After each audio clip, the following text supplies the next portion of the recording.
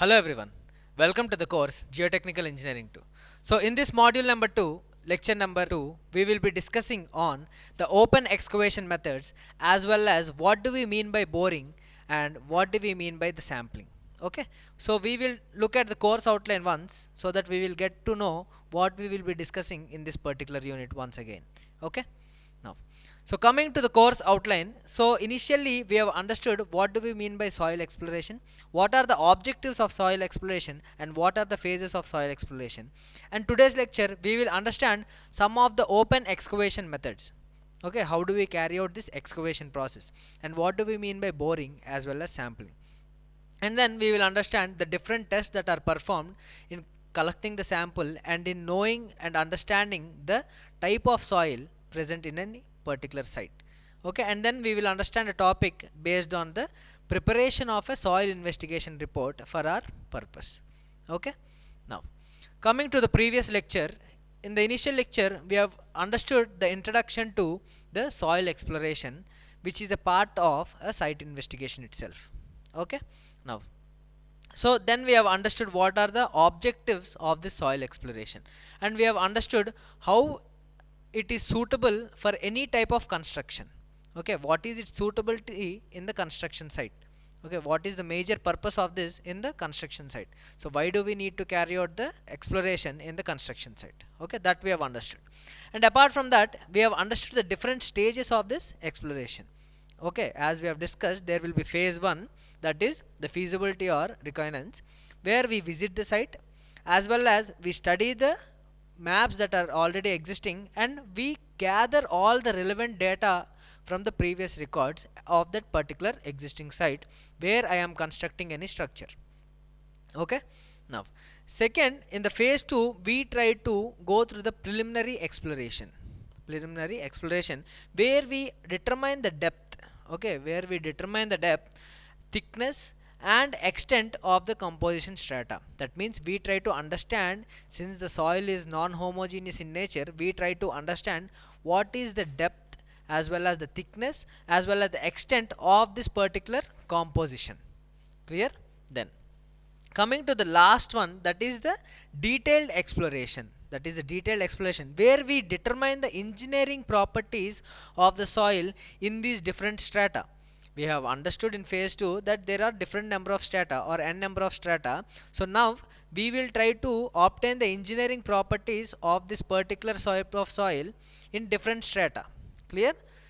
Now coming to the last one, we have understood this classification of subsoil exploration is completely based on the type of project and its location. So for any particular type of project or at any different location, this procedure may change. Okay, so it entirely depends on the type of project what we are doing and the location of the project where we are doing it. Clear? Now coming to today's lecture, so we will be discussing today on the open excavation methods of exploration. We need to excavate the soil to understand the soil properties beneath the ground level. So for that there are certain open excavation methods of exploration. So we will understand what do we mean by this. So we need to inspect the particular soil.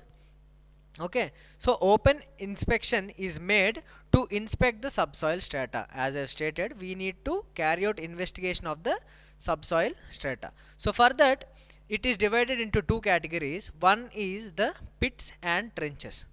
So what do we mean by pit? Pit is a very shallow, as you can see in the diagram, it is a shallow, very small, okay, which is a rectangular or any sort of shape, okay, which is dug up to a certain depth itself. Okay, that means it is confined to certain dimensions. But in case of trench, if you look at this particular diagram here, it is shallow but it is longitudinal along a certain region. Okay, that means it is not confined to particular length only. Okay, it is actually stretched along a particular length. So that is what is known as a trench, as you can see in this diagram. So where we use this, we will try to understand more in detail once again. Coming to the other one, that is the drifts and shaft. So drifts are nothing but these are horizontal tunnels. These are horizontally excavated tunnels. If you imagine the tunnel, so it is horizontally excavated, okay, along a particular region. So such things are known as drifts. as you can see in this particular diagram. The other one is shaft. Shafts are nothing but these are vertically dug, okay, these are vertically dug holes, okay, these are vertically excavated holes. So these generally may be either circular or rectangular in shape, okay, it is not confined to just circular shape, it can be either rectangular as well, okay. So we will understand these two more in detail now. Coming to the pits and trenches, so as I've stated, these are excavated to inspect the soil strata, and then here we need to understand that as per our IS code 4453 1967, the depth or the clear working space, that means the dimensions of the pit that we are excavating must be 1.2 meter by 1.2 meter in minimum at the bottom of the region. That means imagine this is a ground level, imagine my hand is a ground level, and up to a certain depth, up to this level I have to excavate. So the working space, imagine if it is a square, IS code recommends that at this bottom where I am excavating, the clear working space must be 1.2 meter by 1.2 meter, and at the top 1.5 meter by 1.5 meter must be used, okay. If the depth is increasing, then there will be some other cases where we provide some bracings, that we'll look at it, okay.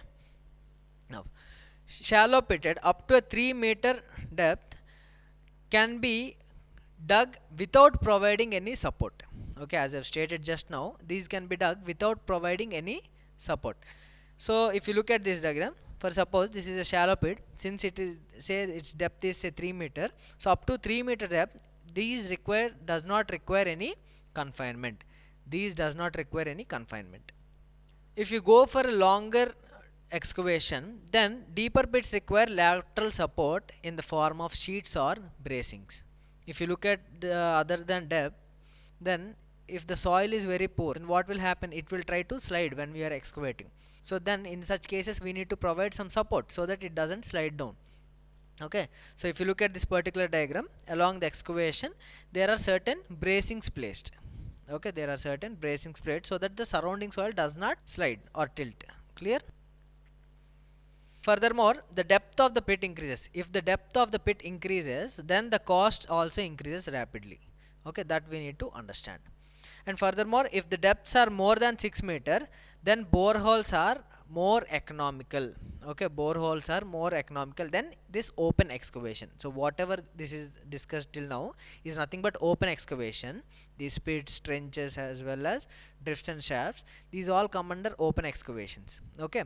So in this case, whenever we are vertically digging the ground, in such case, instead of pits and trenches, if it is more than 6 meter, then we must go for boreholes. We will discuss what is borehole in the further cases, okay. Now coming to the trenches, trenches are nothing but long shallow pits. So as we can see here in the previous diagram, it is a long shallow pit, that means it is not confined to a certain region, it is not 1.2 meter by 1.2 meter, so it is not confined actually, so it is actually along a particular stretch, okay. So that is the difference between pit and trench. So where we generally use this, these are generally used in case of a sloping ground.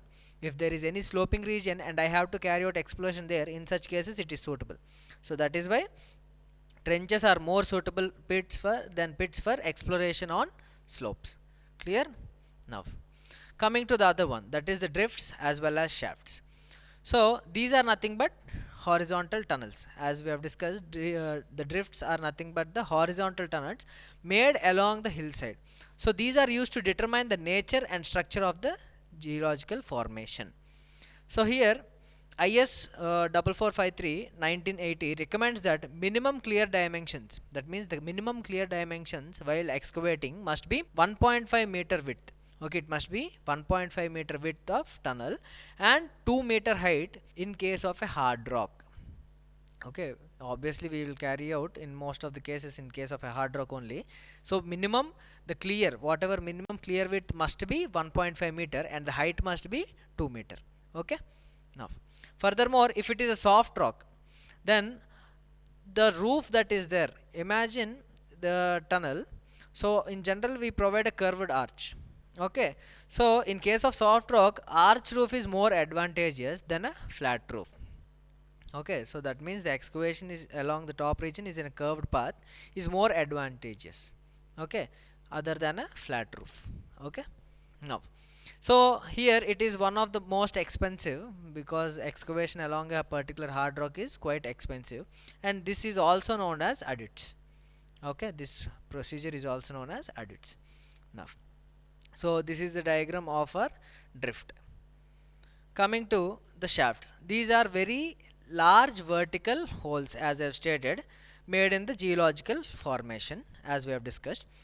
Here, if you look at the diagram here, this is a one example of a vertical shaft that is prepared. That means excavation is carried out vertically. So as I have stated, it is not that it should be circular only. It can be either rectangular or circular, but IS code recommends that the minimum width of this must be 2.4 meter in case of rectangular, and the diameter must be minimum of 2.4 meter in case of a circular case. Okay, now, so coming to boring. So what do we mean by borings of exploration? So we will try to understand what is boring. So whenever the depth of excavation is large, till now we have discussed that open excavations are carried out only for a shallow depths. When the excavation is very large, then we go for borings. Okay, then we go for borings. So what do we mean by boring here? So vertical borehole, it is drilled through the ground. Okay, and information about the subsoil strata can be obtained. That means boring nothing but we will try to excavate a circular hole up to a greater depth, where we try to obtain the information about the subsoil strata. Okay, that means we will gather information about the subsoil as well as where the groundwater table is present. So that is why boring is actually advantageous. Clear? Now, so boring is used for conducting in situ tests. So as I've stated that we need to gather information of the subsoil strata. How do we gather information? It is simply through conducting some in situ test there itself. Okay, and for locating the water table. So as I mentioned, we need to locate the water table also. So this can be helpful. Okay. Now, so depending upon the soil type, the purpose of boring, okay, depending upon the soil type, okay, what type of soil that is there, as well as the purpose of boring, we need to follow the methods of drilling. Okay, since obviously to excavate a borehole, we need to carry out some drilling. So there are different methods of drilling. Okay, so these are generally auger boring, wash boring, okay, and then rotary boring, and then percussion boring. Okay, so these are the four different types of boring that are available. Okay, so the first one is auger boring, wash boring, and then rotary boring, and then percussion boring. Okay, so we will try to understand more in detail now about these. So let us start with the auger boring first. The auger boring is classified into two categories. The first one is the hand auger, the other one is the mechanical auger. Okay, we have two different categories of boring in case of auger boring. One is the hand boring, the other one is the mechanical auger. So we will look at the hand auger initially. So what do we mean by hand auger? Since I need to excavate, imagine I am standing at this location and I need to excavate, dig a borehole at this particular site. So if you look at this particular diagram now, in this case, if you look at here, there are two men working with a hand auger, so that they are trying to drill this auger into this with the help of their own hands. That means they are putting their effort. So that is why it is given an hand auger. Okay, so we will look at this. So in case of small projects, it is generally used and it is one of the simplest method. Okay, so for small projects with soft cohesive soil, we can go for this hand auger.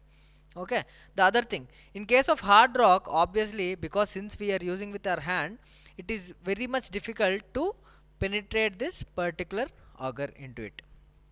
Okay, so that is why it is very much difficult. So in such cases we may prefer some other type of boring. Okay, let us now understand the other thing, that is hand auger holes are generally made up to a depth of 20 meter, but in general they say that we can carry out using hand auger up to 20 meter depth, but this is not possible because up to 8 to 10 meter depth itself it is quite difficult. Apart from that, above that, it is very much difficult. Okay. Now, so the length of the auger blade varies from 0.3 to 0.5 meter. So whatever that spherical thing is there, the length of that auger blades is generally ranges from 0.3 to 0.5 meter. So this you can simply correlate with the help of a small example. Say you have a screw. Okay, the arrangement of this is nothing but simple to your screw. So if you imagine there is some spherical thing at the bottom edge. Okay, so you can compare with that. This auger is in a similar shape to our screw itself. Okay, now let us try to understand the helical shape. So this is one type, that is the helical auger, which are having a worm shape of blades as it is spherical, as you can see in this particular diagram. Apart from that, this is another type. In case of the blades that are present, this is short fitted auger. Okay, this is very short fitted auger which is having some clamp sort of arrangement at the bottom, and the other type is the Ivan auger. Okay, Ivan auger, so it is having this sort of arrangement. So these are some of the three different types that are existing in case of any auger. Now, okay, so let us now discuss the other one, that is the mechanical auger. So unlike the hand auger which is operated with the hand, this mechanical auger is operated with the help of some external means, that is power. So these are nothing but power operated augers, as I have stated. So this power operated auger is generally penetrating this entire auger into this soil where it is completely rotating, okay, by some external means, and this rotation is generally depending upon the type as well as the size of the auger as well as the type of soil. Okay, so it varies in this manner. Okay, so apart from that, in case of this particular type of drilling, so what we need to do, we need to apply some external thrust or load. Okay, so that can be done either by some hydraulic means or by mechanical means or by some self weight. So this is done by applying hydraulically or mechanically or by dead weight. This dead weight is nothing but my gravity load or self weight. Okay, now so here we have some different types of augers here, as we have seen in case of the hand auger also. Here if you look at this, there is a continuous auger which is having a continuous spherical thing up with a constant rate up to the depth. Okay, the other one is the hollow stem auger. The other one is the hollow stem auger. As you can see here, it is having a small plug at the bottom, okay, along with some center rod and some auger shaft, and then the same thing, but at the end there is a, instead of this plug there is a sampler here. If you look at that is known as plug remover and sampler inserter. That means this plug is removed at the bottom and there is sampler placed, so that this sampler will collect the sample. So the main advantage is that whenever we are drilling the hole itself with this equipment, we can collect the soil sample using this sampler.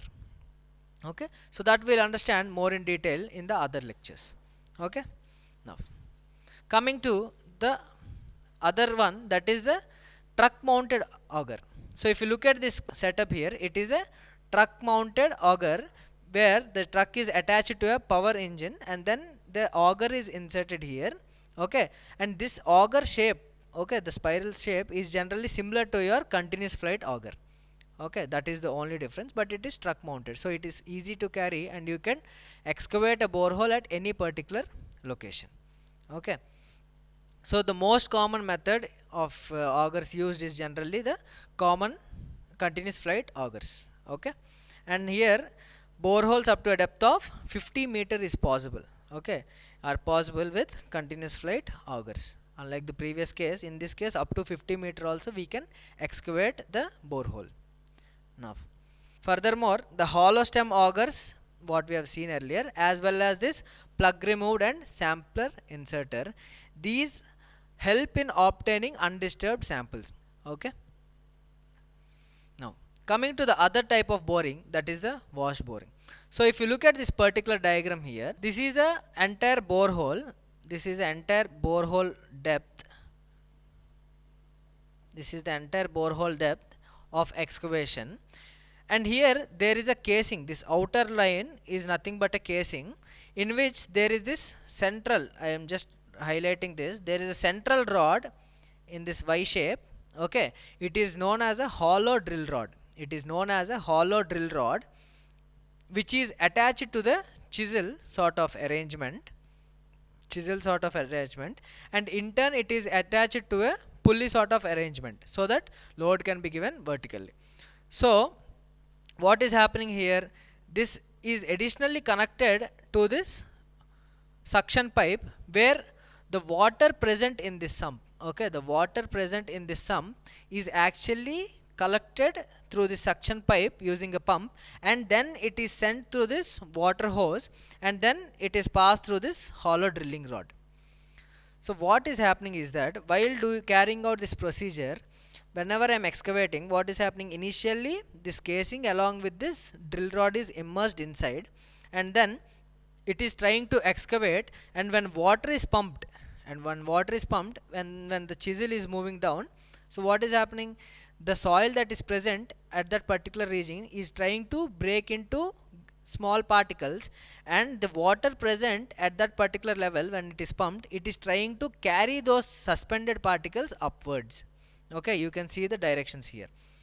Okay, you can see the directions here, it is carrying upward, and then this particular water that is carried upwards along with the suspended particles is collected into this settling tank, so that is what is happening here, and the vertical load is actually given through this additional pulley setup. So that is how it is driven inside. Okay, now, so as I have discussed, so water with high pressure is now pumped through the hollow boring. Okay, whatever hollow boring that is there, water is pumped through it, and it is released through the narrow holes at this chisel end. As I have stated, it is released so that the water will try to break the surrounding soil, and then it is lifted upwards. So as I stated, the soil at this level where it is present gets loosened, and it is broken by the water jet as well as the up down movement of this particular chisel. Okay, and then what is happening, the suspended particle that are present here, as it is carried out to the top. Okay, and then it is filled into this settling tank. Okay, so that is what is happening here. So in such manner a borehole is dug. Okay, now here one thing you need to understand is that the wash boring can be used in most type of soils. It can be used in most of the soils, but the progress is very slow in case of coarse granular soils. Okay, so if you look at this procedure, since the water has to exert some pressure along with the chisel movement to break these particles, so in case of coarse gravel strata, it is very much difficult and very slow. Okay, so that is why that is one small drawback in this case. However, it is used in most of the soil types. Okay, now, so coming to the main advantages, the hole remains undisturbed. In this case, the borehole which we are digging, it is not getting disturbed. Okay, that is the major advantage here. Coming to the other type, that is the rotary drilling. In case of rotary drilling, it is somewhat similar to our wash boring. Okay, there is a borehole which is dug, but apart from that, at the bottom, instead of the chisel with water sort of arrangement, the same drill rod is present along with the casing, but at the lower ends there is a sludge barrel. If you look at here, there is a sludge barrel along with the sludge barrel head, and which is in turn attached to the core barrel and a core, and finally at the bottom it is attached to a metal bit. Okay, so that is how the bottom arrangement is getting changed, and this is completely operated mechanically. Okay, instead of a pulley setup, it is not preferable, so that is why it is completely operated with the help of some transmission and engine, and then it is powered and lowered down. Okay, but however, the water that is there, it is driven through the pump, and then it is delivered into this particular soil at the bottom.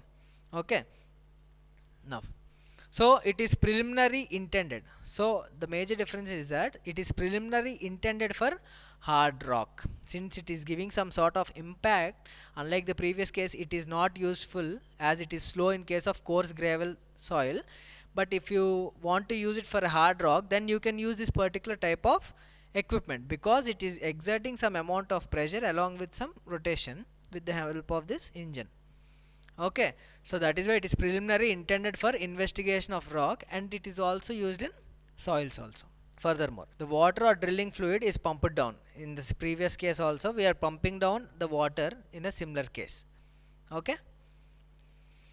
Now, the drilling fluid cools and lubricates the drilling rods and carries the lube debris to the surface. So, as I have stated, just like the previous case, whatever the fluid or any liquid that is passed, the water that is passed, it will try to break the soil into suspended particles along with this rotary as well as the chisel movement.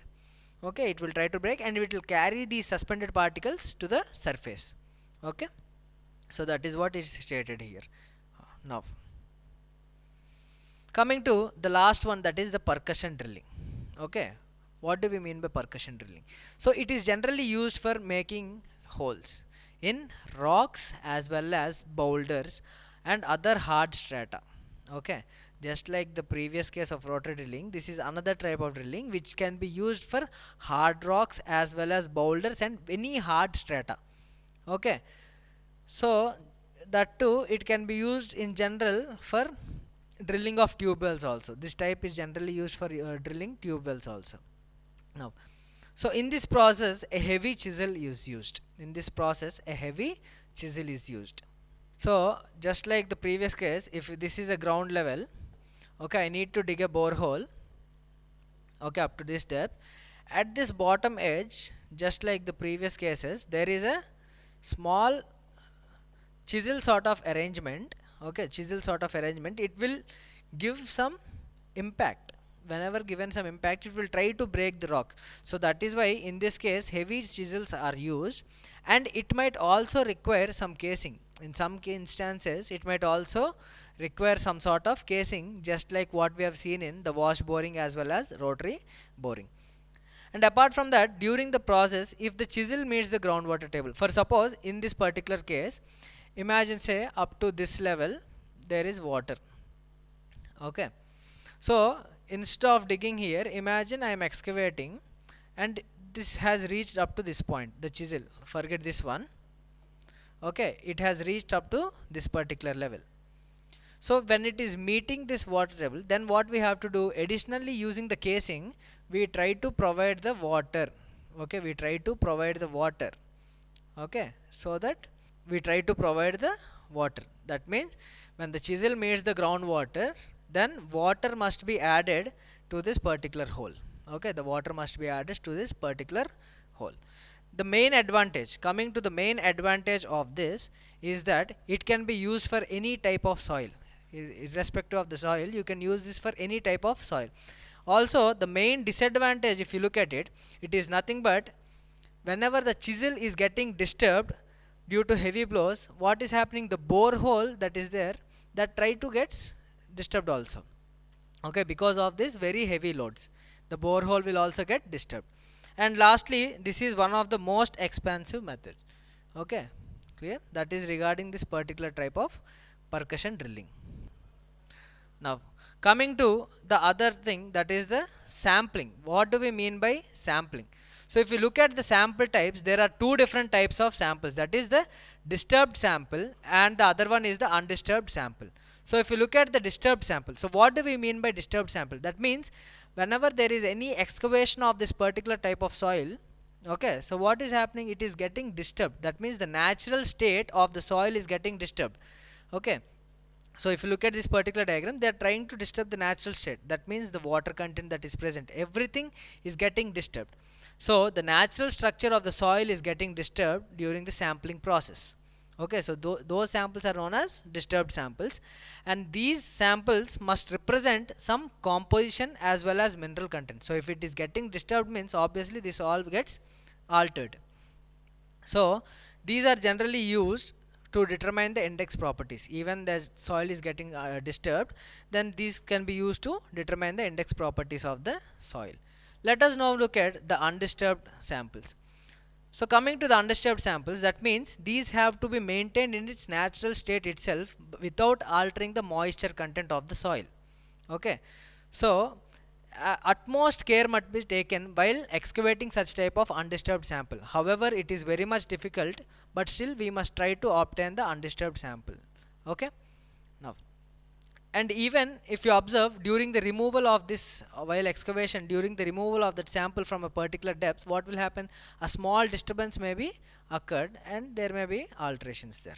Okay, so that is why it is very much difficult to obtain an undisturbed sample, and these are generally used to determine the engineering properties of the soil. Okay, undisturbed samples are very much useful to determine the engineering properties of the soil alone. Okay.